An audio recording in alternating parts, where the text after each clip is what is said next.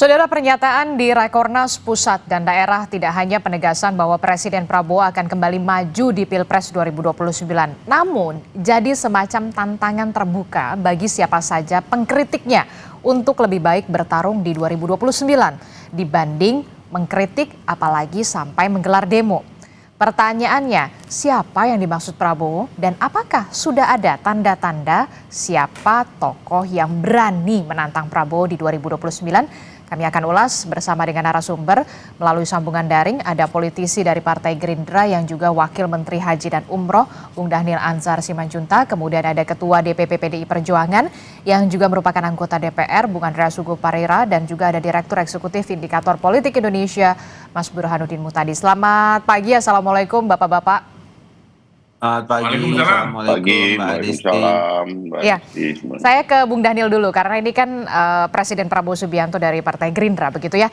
Nah, ini secara tegas dan juga secara spesifik untuk pertama kalinya Presiden Prabowo Subianto bahkan mengatakan yang mau mengkritik saya silahkan bertarung di 2029. Nah, siapa sebenarnya yang dimaksud pengkritik Presiden Prabowo Subianto ini yang ditantang untuk bertarung di 2029, Bung Dhanil? Mbak Adisti, frame-nya itu yang harus kemudian dijelaskan bahwasannya sesungguhnya Pak Prabowo itu sangat terbuka dengan kritik yang disampaikan publik atau kelompok-kelompok sebutlah pressure group di luar pemerintahan itu adalah sah dan itu Pak Prabowo menghormati sepenuhnya. Namun yang disayangkan Pak Prabowo apabila kemudian kritik itu bersifat destruktif. Destruktif yang saya maksud adalah kalau kemudian ada demonstrasi yang kemudian merusak dan mengganggu dan sengaja mengganggu kondisivitas, dan itu yang dikehendaki beberapa kelompok yang disinyalir oleh pemerintahan selama ini, dan kita tidak menginginkan langkah-langkah destruktif seperti itu mengganggu agenda pembangunan selama ini. Namun kritik-kritik yang konstruktif, kemudian kritik-kritik yang dalam batas yang tadi saling mengingatkan dan saling mengkoreksi, itu penting sekali dan itu yang diharapkan oleh Presiden Prabowo. Oke. Makanya kemudian ada statement apabila memang kebelet dalam tanda kutip kebelet untuk berkuasa atau menjadi presiden, ya bertarung saja 2029. Nah, itu adalah ungkapan ada upaya-upaya tadi tuh ke langkah-langkah konstruktif secara sosial, secara politik, secara ekonomi dan sebagainya, karena tidak menginginkan pemerintahan 5 tahun ke depan ini sukses. Nah, itu yang bagi kami tidak elok, karena kita semuanya misalnya menginginkan agar pembangunan itu berjalan dengan baik dan rakyat itu bisa keluar dari kemiskinan, pendidikan semakin baik, dan pelayanan kesehatan juga semakin baik. Oke, tapi pertanyaan saya selanjutnya begini, siapa yang kebelet sih Bung Dhanil yang ingin bertarung di 2029 sampai betul-betul di spesifik sekali, silahkan nanti bertarung di 2029 bersama dengan Prabowo Subianto? Ya, itu tadi yang mengagendakan agenda demonstrasi yang destruktif tadi gitu. Tentu pemerintah punya fakta dan agenda-agenda itu dilakukan. Misalnya 20 Agustus yang lalu yang sempat kita bisa lihat agenda-agenda yang tidak elok yang kemudian menyebabkan inkondisivitas yang bisa meluas di seluruh Indonesia, dan itu tidak baik. Jadi itu yang selalu diingatkan oleh Presiden, dan Presiden tidak menginginkan hal-hal seperti itu terulang lagi, sehingga mengganggu pemerintahan 3 tahun ke depan. Oke, saya ingin bertanya juga ke Bung Andreas Hugo. Bung Andreas Hugo, Pak Pram juga kan sempat disinggung juga di Rakornas kemarin begitu dari PDI Perjuangan tetap didukung pada saat menjabat sebagai Gubernur DKI Jakarta, tapi nanti di 2029 terserah. Nah, ini yang kemudian bagaimana PDI Perjuangan merespon ini, Bung Andreas? Kalau berkaitan dengan apa yang disampaikan statement kebelet tadi, PDI Perjuangan tidak pernah membuat statement yang kebelet gitu. Artinya dalam arti bahwa selama ini PDI Perjuangan fokus pada ya program-program kerakyatan, apa yang dilakukan untuk ya membantu rakyat di dalam menghadapi berbagai tantangan, mulai dari peristiwa-peristiwa kayak bencana, ekologi yang beruntun di berbagai daerah, ya dengan kemampuan yang ada partai dengan ya baik manusia-manusianya, baik struktur partai, kemudian juga dengan relawan-relawan kita ikut membantu masyarakat yang tertimpa bencana di berbagai daerah gitu. Juga ya kita ya selama ini fokus lebih banyak ke konsolidasi partai gitu, sehingga hal yang berkaitan dengan 2029 ya ini masih cukup jauh Adisti, artinya masih waktu masih 3-4 tahun lagi, sehingga kita lebih banyak fokus di dalam urusan-urusan partai, bahwa program-program pemerintah yang baik selama ini kita berikan dukungan gitu, dalam arti ya memberikan pandangan-pandangan second opinion, tetapi kalau bicara soal bahwa ada ambisi untuk menjadi calon presiden di 2029, ya partai sebesar PDI Perjuangan pasti punya calon ke depan, tapi ya ini dan itu biasanya terbuka kita menyampaikan ya menjelang Pilpres nanti, tapi saat ini belum sampai ke sana gitu, dalam arti apalagi dengan upaya-upaya melakukan tindakan-tindakan destruktif itu bukan gaya PDI Perjuangan. Justru PDI Perjuangan selama ini sejak dalam sejarahnya seringkali menjadi korban dari peristiwa-peristiwa seperti itu gitu. Nah, sehingga saya kira ya saya nggak tahu maksud dari Pak Presiden, tapi kalau apa yang disampaikan ke Mas Pram, kebetulan Mas Pram duduk di depan, dan kemudian saya kira hubungan yang baik antara Pak Pram dengan Pak Prabowo, sehingga ya Pak Prabowo menyampaikan itu, menyinggung itu, tapi ya, menurut saya bukan hal yang serius pada Pak Pram atau pada siapa yang ada di situ, tapi ini ungkapan mungkin justru ada yang menyampaikan statement kebelet yang ditangkap oleh Bapak Presiden, yang tidak kita ketahui gitu, karena toh jaringan intelijen semua ada di pemerintah, kemudian kepolisian semua itu kan ada di jaringan Presiden dan ada di bawah kekuasaan Pak Presiden, sehingga mungkin Presiden yang lebih tahu soal itu. Tapi kalau PDI Perjuangan sendiri, kalau sekarang belum kebelet lah ya, masih 2029, masih ada waktu 3 tahun lagi lah. Kalau kita sudah biasa menghadapi seperti itu, jadi tahu mengatur waktunya kapan dan bagaimana kita bicara ke depan. Oke, saya ke Mas Burhan. Mas Burhan, bagaimana Anda melihat ini dari sisi politik begitu ya? Kalau berbicara soal 2029 kok tampaknya masih terlalu lama ya, masih terlalu dini untuk membahas 2029. Ini saja baru di bulan Februari 2026. Jadi maksud Pak Prabowo ini kepada siapa yang ingin dituju pernyataan Pak Prabowo? Kalau pertanyaannya kepada siapa pernyataan itu dituju, tentu Pak Prabowo yang paling tahu ya. Tetapi kalau kita lihat pelaksanaan Pilpres 2024 lalu, Februari tanggal 17, tanggal 14 mohon maaf, itu berarti per hari ini tuh tinggal 3 tahun lagi. Tarik ke depan itu 3 tahun lagi kita akan menghadapi pemilu tahun 2029. Jadi lama atau tidak lama itu sangat relatif ya, karena dalam politik untuk menaikkan popularitas dan elektabilitas itu tidak bisa secepat dan semudah membalikan telapak tangan. Jadi perlu waktu, Adisti. Nah, pada titik itu, ya, tentu ada dua hal yang biasa dilakukan. Satu dengan cara promosi diri, ya, kampanye positif. Dua dengan cara mendiscourage lawan, kampanye negatif. Lebih khusus adalah black campaign.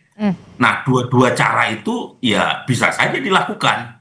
Tetapi menurut saya akan jauh lebih baik buat Presiden Prabowo itu untuk lebih melakukan koreksi dan introspeksi ke dalam. Kalau misalnya ada kebijakan yang memang perlu dilakukan pembenahan sebelum itu dijadikan makanan empuk oleh rival politiknya, lebih baik lakukan semacam self correction. Dan itu menutup peluang buat munculnya pihak-pihak yang tadi disebut Mas Daniel sebagai kebelet, ya.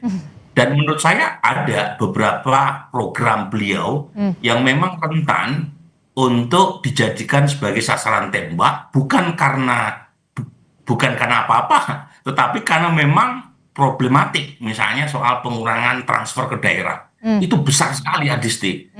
Dan itu menyebabkan ekonomi di daerah agak macet gitu ya. Di saat ekonomi kita sedang tidak baik-baik saja karena ada tantangan global yang begitu kuat ya. Jadi pada titik tertentu yang paling utama adalah Pak Prabowo mengontrol kebijakannya sendiri. Karena kalau mengontrol orang lain kan susah. Lebih baik mengendalikan kebijakan yang sebaik mungkin sehingga menutup peluang agar tidak dijadikan sasaran tembak oleh pihak lawan. Oke, tapi kemudian Pak Presiden Prabowo juga sempat mengatakan, bahkan sempat menyebut begitu, ini Mas Pram, Gubernur DKI Jakarta dari PDI Perjuangan, selama menjabat sebagai Gubernur DKI Jakarta, saya mendukung, tapi kemudian di 2029 ya terserah. Ini jadi sinyal kode-kode atau seperti apa kalau Mas Burhan melihatnya, menangkapnya? Iya, tentu politisi makhluk dengan penuh kode ya. Jadi satu sisi bisa diartikan Pak Prabowo masih membuka peluang untuk bersama PD Perjuangan, khususnya Mas Pram yang kita tahu orang yang sangat acceptable ya di mata elit ya. Tetapi di sisi lain juga membuka kemungkinan buat PD Perjuangan untuk punya calon sendiri. Dan per hari ini memang Mas Pram meskipun akseptabilitas tinggi di mata elit ya, termasuk sangat baik hubungannya dengan Presiden Prabowo, tetapi secara elektoral Mas Pram masih punya banyak PR. Nah, PR dalam pengertian elektabilitasnya dibanding banyak calon lain itu masih ketinggalan. Jadi ada yang sangat baik rapotnya di mata para elit, tetapi kurang di mata publik, atau sebaliknya, di mata publik sangat baik citranya, tetapi di mata elit itu banyak catatan. Nah, yang ideal tentu dua-duanya. Di mata elit tidak bermasalah, di mata publik baik. Nah, per hari ini PDI Perjuangan kalau di dalam survei-survei kan nama yang muncul itu masih calon lama ya, Mas Ganjar. Itu pun elektabilitasnya cukup drop ya. Tetapi lagi-lagi Bung Andreas kan masih ada waktu 3 tahun untuk menyiapkan calonnya, apakah maju sendiri gitu ya, bertarung melawan Pak Prabowo ataukah bersanding bersama Pak Prabowo. Nanti waktu yang akan menilainya. Oke, kita lihat waktu yang akan menilainya. Tapi kemudian yang menjadi pertanyaan juga bagi saya untuk Bung Andreas Sungguh, ini jadi suatu kode nggak sih, menjadi suatu sinyal nggak sih apa yang dinyatakan oleh Pak Presiden Prabowo, bahkan mengatakan Mas Pram dari PDI Perjuangan saat ini sedang menjabat sebagai gubernur, kita dukung, tapi kemudian di 2029 terserah. Nah, bagaimana PDI Perjuangan merespon ini?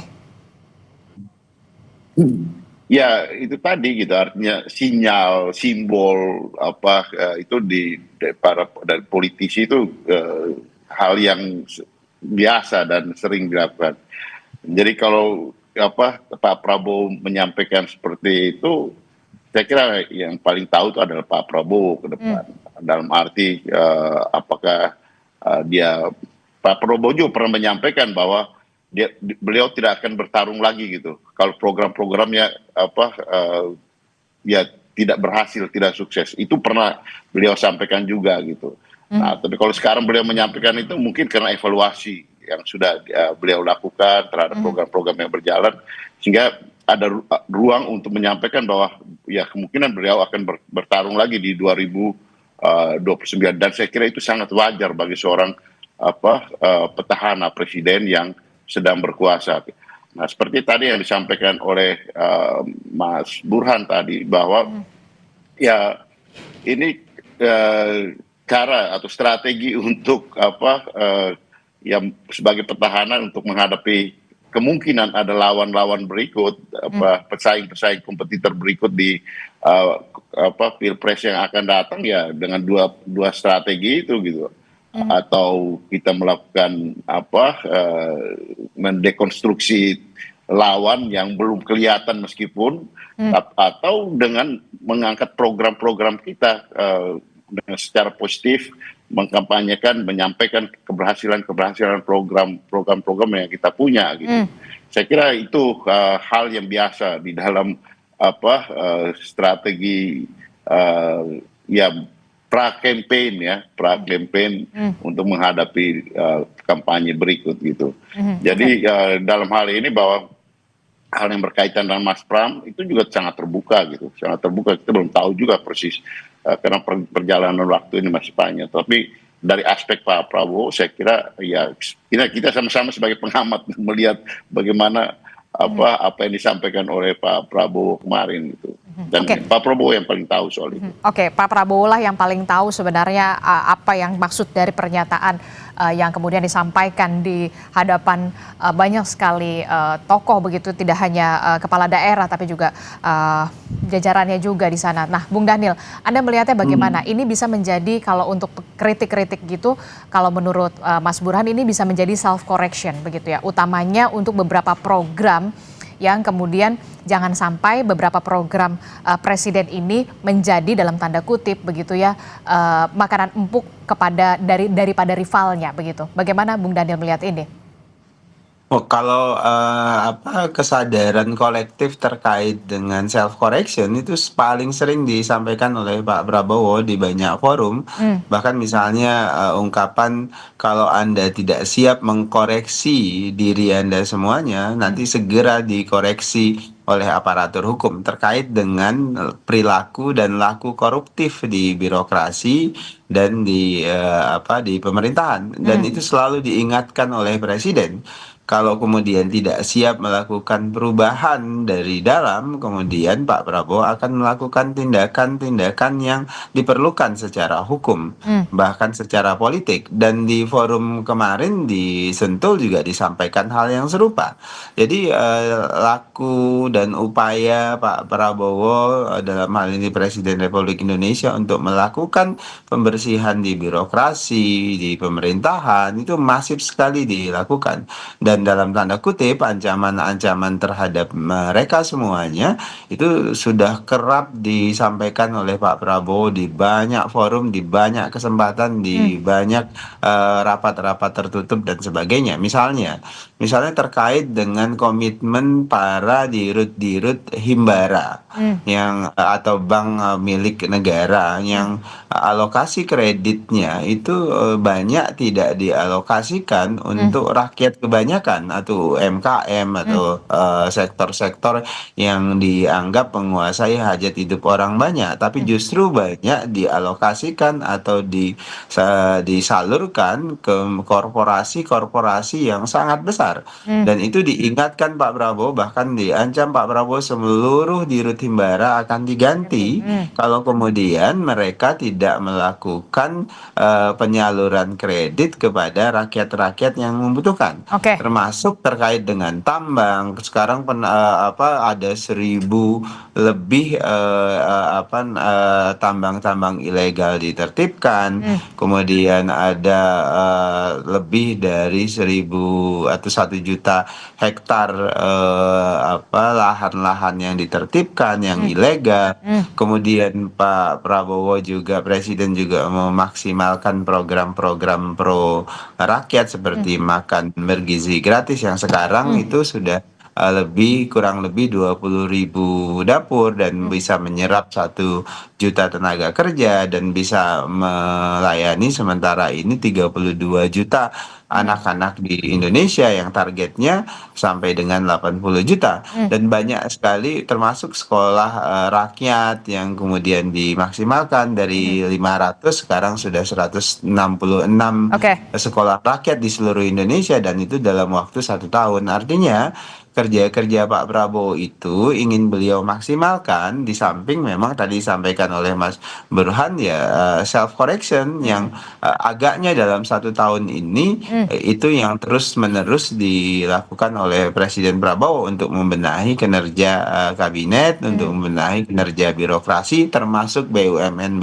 kita. Oke, self correction penting untuk bisa membenahi tidak hanya kinerja dari para pembantunya, tapi juga soal kinerja dari para direktur-direktur BUMN begitu yang kemudian juga menjadi sorotan dari Pak Presiden Prabowo Subianto. Tapi kemudian yang menjadi pertanyaan saya, penting sekali untuk diingat pernyataan Presiden ketika yang mau mengkritik saya, yang tidak suka dengan saya, silahkan bertarung di 2029. Itu artinya kita tahu Presiden Prabowo Subianto di 2029 akan mencalonkan kembali kalau dari pernyataan Pak Presiden begitu ya. Nah, siapa yang akan menjadi penantang Presiden Prabowo Subianto di 2029 yang sepadan dan siapa pula yang akan mendampingi Presiden Prabowo Subianto di 2029, apalagi kita tahu sudah ada presidensial threshold, kita tahu PT-nya 0%. Mahkamah Konstitusi sudah memutuskan presidensial threshold 0%. Itu artinya setiap orang, setiap partai politik punya kesempatan yang sama untuk kemudian mencalonkan diri sebagai presiden. Nanti kita akan bahas usai jeda, tetaplah bersama kami di Sapa Indonesia Pagi. Kami akan segera kembali.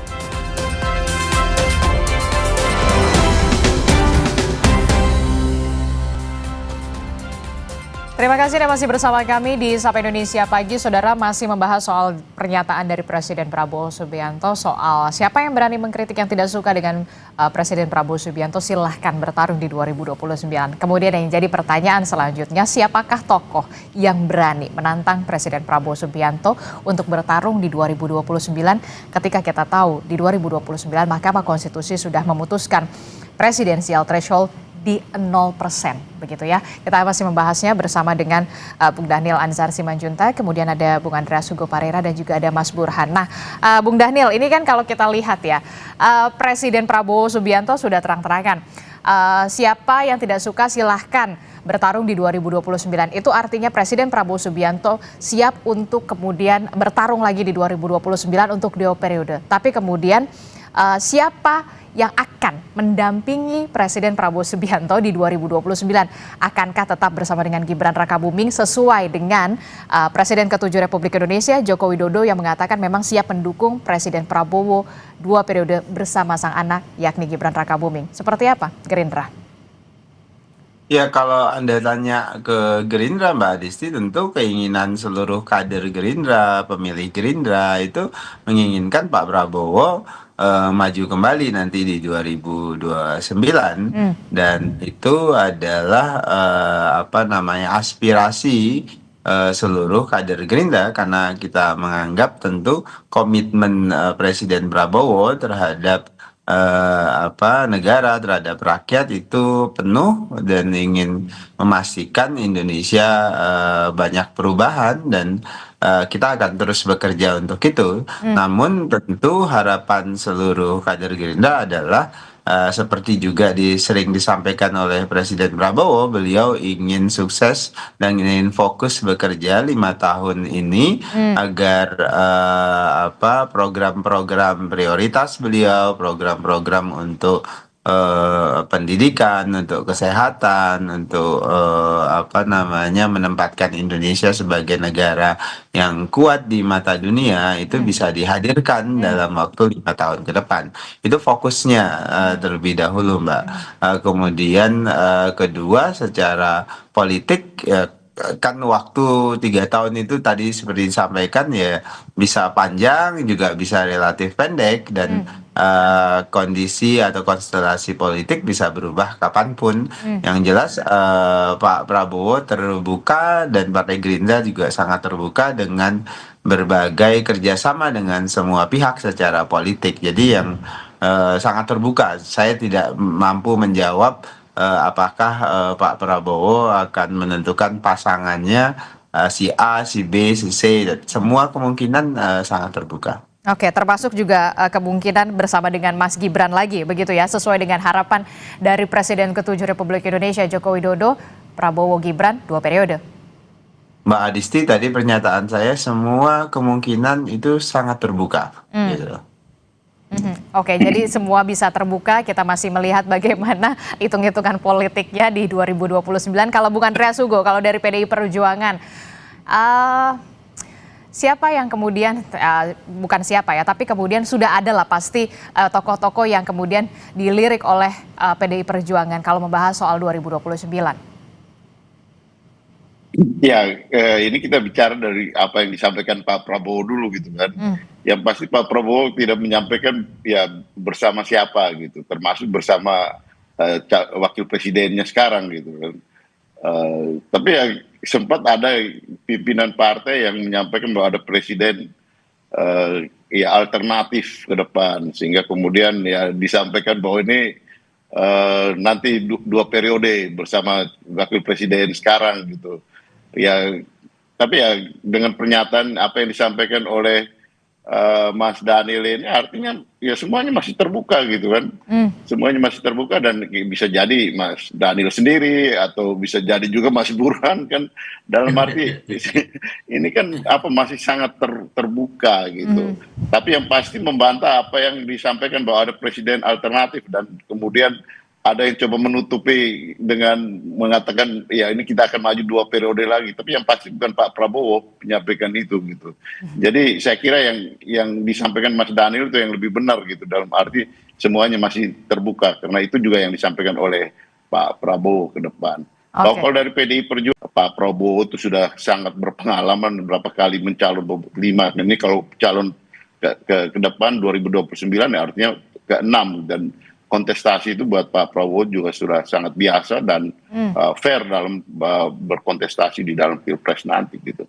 Oke, Mas Burhan, kalau Anda melihat bagaimana soal peta politik 2029, walaupun ya ini masih 3 tahun lagi, tapi kalau kita membahas presidensial threshold PT 0% yang sudah disetujui atau disahkan oleh Mahkamah Konstitusi, itu artinya akan ada banyak pilihan masyarakat Indonesia untuk memilih siapa pemimpinnya di 2029. Benarkah demikian? Teorinya begitu, Adisti. Jadi ada 3 hal yang akan mempengaruhi konstelasi pencapresan 2029. Yang pertama adalah aturan main. Aturan main sudah berubah terkait dengan presidensial threshold. Dan MK hanya memberi syarat yang sangat minimalis buat partai politik untuk bisa mencapreskan calonnya, yaitu partai tersebut lolos sebagai peserta pemilu 2029. Nah, tidak disebut partai tersebut lolos parliamentary threshold atau tidak. Jadi yang disebut oleh MK adalah partai yang sah sebagai peserta pemilu 2029. Nah, ini artinya partai baru sekalipun asal dia mendapatkan tiket 2029, theoretically itu bisa mencapreskan. Itu satu. Nah, yang kedua itu tergantung elektabilitas Pak Prabowo sebagai presiden incumbent. Kalau misalnya elektabilitas beliau terlalu menjulang, itu akan membuat lawan-lawan politik ngeper. Nah, kalau kita lihat hari ini, elektabilitas Pak Prabowo itu masih tertinggi, tetapi belum menjulang. Kisaran 40-an% dalam simulasi banyak nama. Dan kalau kita cek mengapa belum di atas 50% dalam simulasi banyak nama, itu soal ekonomi. Jadi kredit terbesar dari publik kepada Pak Prabowo adalah pemberantasan korupsi. Tetapi dalam soal ekonomi itu masih banyak catatan, mulai dari PDB kita yang lemah, terutama dari sektor konsumsi rumah tangga, kemudian ekspansi usaha kita yang menurun, ya. Kemudian juga ada PR terutama berkaitan dengan demand publik, daya beli masyarakat yang juga menurun. Jadi kalau itu bisa diatasi oleh Pak Prabowo, kemungkinan bisa menaikkan elektabilitas beliau. Tapi per hari ini itu membuka peluang buat munculnya nama-nama lain. Hmm. Jadi sebenarnya Siapa saja munculnya mereka, nama kemudian tokoh-tokoh alternatif lain yang kemudian bisa dalam tanda kutip menantang Presiden Prabowo Subianto di 2029? kalau dari survei bulan Oktober ya yang kita rilis saat itu kan mulai muncul tuh. Meskipun nama lain itu belum tentu maju ya sebagai capres ya. Misalnya peringkat kedua kan Deddy Mulyadi. Ya. Meskipun signifikan selisihnya dengan Pak Prabowo, tetapi mulai muncul tuh nama Deddy Mulyadi kisaran 20-an%. Kemudian Anies Baswedan masih bertengger di urutan ketiga. Kemudian Gibran, kemudian Purbaya juga mulai muncul ya. Jadi ini artinya kan mulai muncul juga nama meskipun mereka mungkin tidak melakukan self promotion, tapi lagi-lagi kaitannya dengan evaluasi terhadap petahana. Kalau evaluasi terhadap petahana menurun, itu publik mencari calon presiden alternatif. Tapi kalau evaluasi terhadap petahana positif, publik akan meminta Pak Prabowo maju lagi. Nah, yang terakhir ini, konstelasi yang terakhir adalah kursi cawapres buat Pak Prabowo kan cuma satu. Sementara yang pengen banyak gitu. Nah, kalau misalnya jatah satu orang itu dipilih atau diberikan kepada salah satu dari partai tertentu, itu kan bisa mendiscourage atau memberi insentif ya lebih tepatnya kepada calon wakil presiden yang lain untuk mencari skenario tersendiri. Jadi contoh-contoh, misalnya Mas Gibran tidak dipilih sebagai cawapres sama Pak Prabowo. Nah, apakah Mas Gibran menerima nasib? Ya belum tentu. Jangan-jangan dia punya skenario yang lain. Atau Mas AHY. Atau calon dari PD Perjuangan. Atau siapapun. Jadi ini 3 konstelasi yang menentukan. Ya, mengapa kemudian 2029 saya kira akan lebih menarik ya. Tapi kan sudah dikatakan oleh Pak Jokowi, Prabowo Gibran 2 periode. Ini sudah menjadi sinyal tersendiri tidak menurut Anda? Pak Jokowi kan bukan penentu politik ya. Apalagi beliau sudah bukan lagi presiden. Nah tentu itu ekspektasi Pak Jokowi. Tapi kan begini kita membacanya. Kalau misalnya ekspektasi itu tidak terpenuhi, jadi kalau misalnya paket Prabowo Gibran tidak terjadi, kan Pak Jokowi sama PSI seperti punya alasan untuk mencari opsi lain kan? Kan bacanya begitu. Jadi ekspektasi sekarang Prabowo Gibran. Ternyata Pak Prabowo di hari jelang 2029 itu memutuskan yang lain. Kan itu bisa menjadi semacam pretext buat Pak Jokowi. Oke, karena Mas Gibran nggak dipilih, ya jangan salahkan kalau kita cari opsi lain. Nah, kayak begini kan bukan hanya Pak Jokowi, mungkin Mas AHY juga punya skenario serupa. Mungkin juga Deddy Mulyadi, mungkin juga yang lain juga punya skenario serupa. Karena tadi alasannya adalah kursi cawapres cuma satu, Adisti, dan yang mau banyak gitu loh. Nah, ini yang kemudian membuat konstelasinya jadi lebih cair di saat presidensial threshold dinolkan. Nah itu dia kemudian menarik ya, yang mau itu banyak tapi kemudian tetaplah yang menentukan adalah bagaimana konstelasi politik dan juga bisa dikatakan nego-nego politik dari Presiden Prabowo Subianto dan juga beberapa partai politik lainnya di 2029. Apakah tetap bersama Gibran Rakabuming Raka ataukah kemudian ada tokoh lain begitu. Nah bagaimana Bung Dhanil melihat ini? Ya, tadi saya sampaikan Adisti, semua kemungkinan itu sangat terbuka, tentu terkait dengan cawapres atau presiden, kan itu akan sangat tergantung dengan chemistry calon presiden terhadap wapres bersangkutan. Kemudian kedua tentu terkait dengan elektoral, apakah kemudian cawapres yang bersangkutan itu bisa punya nilai tambah buat presiden, calon presiden yang nanti akan dimajukan. ya, banyak aspek yang akan dipertimbangkan oleh calon presiden, bahkan oleh partai, apalagi kemudian besok sangat terbuka, artinya seluruh partai bisa punya kesempatan yang sama untuk mendorong capresnya masing-masing. Tapi catatannya kan semua pihak sedang berhitung apakah maju untuk menang atau justru maju untuk menggembirakan demokrasi kita, atau sekedar maju untuk tadi istilahnya alternatif meramaikan demokrasi ya. Tapi sah-sah saja. Tapi yang jelas Pak Prabowo pada hari ini itu fokus pada Oke. agenda-agenda kerakyatan yang sedang Program-program yang memang sudah di. beliau akselerasi. Oke. Yang jelas cita-cita Pak Prabowo sederhana, ingin melihat seluruh rakyat Indonesia itu tersenyum, dan kemudian yang tidak bersekolah dengan layak itu bisa bersekolah dengan layak, kemudian tingkat kesehatan masyarakat itu meningkat. Tadi seperti disampaikan oleh Prof. Burhan, ekonomi kita semakin baik, dan kemudian kita guyup dan bersatu. Oke, tapi juga saya ingin tanya ke Mas Burhan. Mas Burhan nih, kan kalau tadi kan ada nama Presiden Prabowo Subianto, ada Kang Deddy, kemudian ada Anies Baswedan, ada juga Purbaya. Nah, kalau Mas Burhan melihat saat ini gitu, kalau dari PDI Perjuangan kan kayak masih ini ya, masih belum tahu nih. Nah, kalau dari Mas Burhan sendiri melihatnya bagaimana ini? Maju untuk menang, maju untuk penggembira, atau bagaimana? Apalagi untuk tokoh-tokohnya di PDI Perjuangan. Siapa sebenarnya yang berpeluang atau berpotensi?